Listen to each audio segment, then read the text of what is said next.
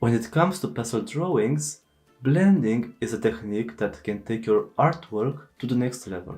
Blending helps to create smooth transitions and soft edges, but as well as adding fine details and texture to your piece.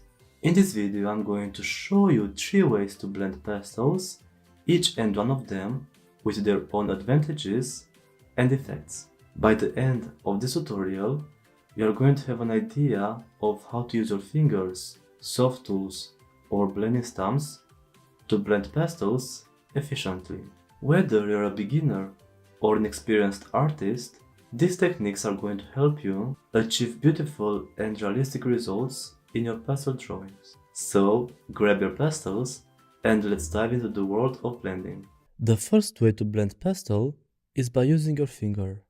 Blending with your finger is a simple yet effective way to create smooth transitions between the colors in your pastel drawings. It's an accessible technique that doesn't require any special tools, making it a great option for beginners or artists on the go. To begin, apply the pastel to the paper in the desired area using gentle strokes to build up the color. Once you have the desired amount of pigment on the paper, use your finger to blend. This can be done with a light touch and circular motions, allowing the pastel to blend smoothly. One of the advantages of blending with your finger is the level of control you have over the pressure applied. This allows you to adjust the intensity of the color and create the desired effect from subtle shading to bold, vibrant colors. This technique can be used to add highlights or create soft edges, giving your artwork a more polished and professional look. Another benefit of blending with your finger is the ability to mix colors directly on the paper. By blending different colors together, you can create unique hues and tones that are not possible with a single pastel stick. This can add depth and complexity to your artwork, making it more interesting and engaging. Blending with your finger is a quick, easy, and effective way to achieve smooth transitions and soft edges in your pastel drawings. It's a technique that can be used in various styles of pastel art, and the best part is that it's free. How can you clean your finger after blending pastels? That's a very simple process. To avoid smudging your artwork or transferring the pastel colors onto another surface, you can use a soft cloth or tissue to gently wipe the colors from your finger. You can also use a kneaded eraser to remove any stubborn pastel residue from your finger. Simply press the eraser onto your finger and gently roll it back and forth to pick up the pastel pigment. If you prefer, you can also wear latex gloves when blending pastels to keep your fingers clean and avoid smudging your artwork. You should also wash your hands thoroughly with soap and water after working with pastel, especially if you have sensitive skin or allergies. This will help to prevent any irritation or reactions caused by the pigments in the pastels. The second way is blending using blending stumps. But what are these blending stumps? A blending stump, also known as a tortillon, is a tool used in art to blend and soften the colors of pastels, charcoal, or even graphite. It's made of tightly rolled paper with pointed ends that come to a sharp point at one end and a rounded, flattened tip at the other end. Blending stumps are particularly useful for blending pastels as they allow you to achieve a more precise and controlled blending effect than using your fingers alone. These tools are available in various sizes from small to large, and they can be easily cleaned or replaced when they become saturated with color. They're also relatively inexpensive, making them a great tool for artists of all levels. Using a blending stump is a controlled and precise way to blend colors together when using pastel. It's a technique that requires a light touch and a gentle pressure to avoid damaging the paper or smudging the colors too much. To start blending with a blending stump, apply the pastel to the paper in the desired area. Then, take the pointed end of the blending stump and gently rub it over the area where the colors meet. As you rub the pointed end over the pastel, it will pick up the color and transfer it onto the paper, creating a blurred effect that blends the colors together. It's important to avoid applying too much pressure when using a blending stamp, as it can cause the paper to tear or smudge the colors too much. Instead, use a light touch and focus on building up the blend gradually.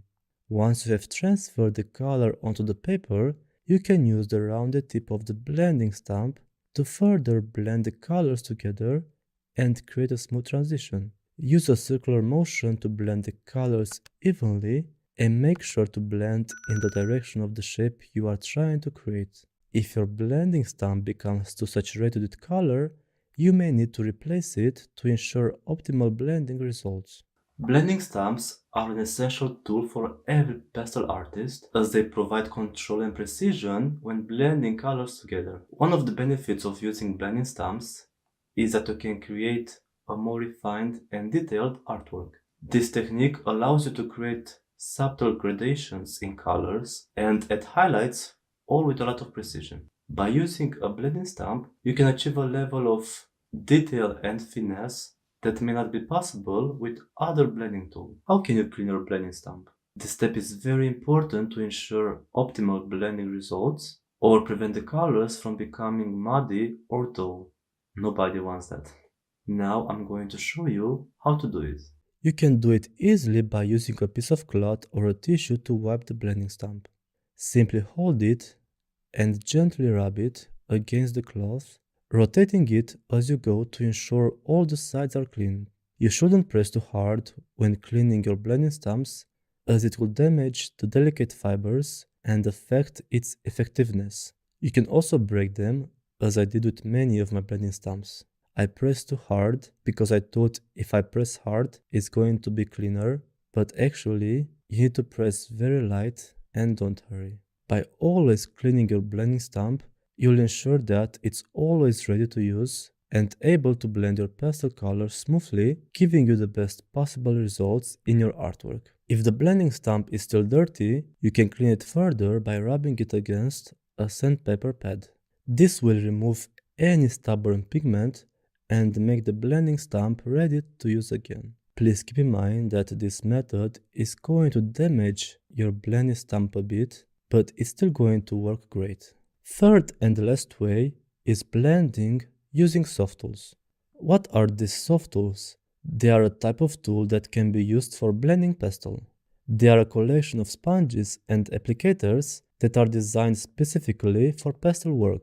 The tools are made from a unique micropore sponge material that can hold and release just the right amount of pigment, making them ideal for blending and applying pastel colors. The soft tools range includes a variety of shapes and sizes, including round, flat, angled, and pointed tips. This allows the artist to have more control over their blending and achieve different effects in the drawing. They are a versatile and effective tool for pastel artists and are a great addition to any artist's toolkit. But how can you use these special and unique tools? Using soft tools to blend pastel can be a great way to achieve a soft, smooth look in your pastel drawings. It's very useful in large areas, but as well as in the small areas, where you have to create more subtle and delicate details. When choosing which soft tool to use, consider the size and the shape of the area you want to blend.